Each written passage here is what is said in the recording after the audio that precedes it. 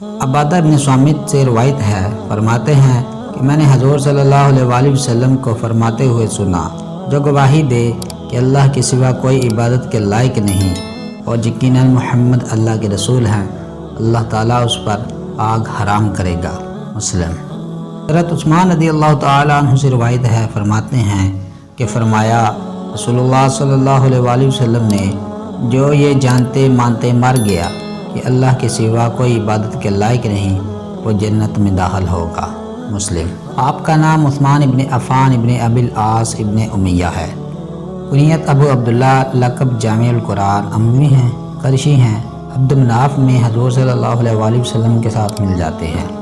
حضرت ابو بکر صدیق کے ہاتھ پر شروع اسلام میں ایمان لائے، صاحب ہجرتیں ہیں، پہلی ہجرت حبشہ کی طرف اور دوسری مدینہ پاک کی طرف۔ آپ کا خطاب ذی النورین ہے، کیونکہ حضور صلی اللہ علیہ وآلہ وسلم کی دو صاحبزادیاں رقیہ اور ام کلثوم آگے پیچھے آپ کے نکاح میں آئیں۔ اولاد آدم میں کسی کے نکاح میں نبی کی دو بیٹیاں نہیں آئیں۔ جنگ بدر میں حضور صلی اللہ علیہ وآلہ وسلم کے حکم سے بی بی رقیہ کی خدمت کے لیے مدینہ میں رہے، آپ کو غنیمت کا حصہ دیا گیا۔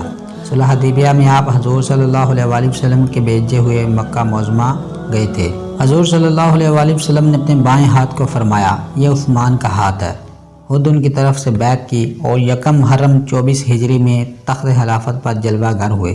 12 سال خلافت کی، 82 سال کی عمر پا کر اسود تجیبی مصری کے ہاتھ سے مدینہ منورہ میں قرآن پڑھتے ہوئے شہید ہو گئے۔ جنت البقیع میں آپ کی قبر انور زیارت گاہ مخلوق ہے، فقیر نے وہاں حاضری دی ہے، یعنی اگرچہ اس زبان سے اقرار کا بھی موقع نہ ملا، کیونکہ زبانی اقرار تو احکام شرعیہ جاری کرنے کی شرط ہے۔ مزید اس طرح کی ویڈیوز دیکھنے کے لیے ہمارے چینل ایس رضا وائس کو سبسکرائب کر دیجئے اور بیل آئیکن کے بٹن کو پریس کر کے آل پہ کلک کر دیجئے، تاکہ ہماری آنے والی ویڈیو کی نوٹیفیکیشن سب سے پہلے آپ کو ملے۔ تو اس ویڈیو کو سن کر، اس حدیث پاک کو سن کر اپنے دوستوں کے ساتھ ضرور شیئر کیجیے گا، اور ہمارا فیس بک پیج بھی اسی نام سے بنا ہے، تو اسے بھی جا کے فالو کر لیجئے۔ جزاک اللہ خیرہ۔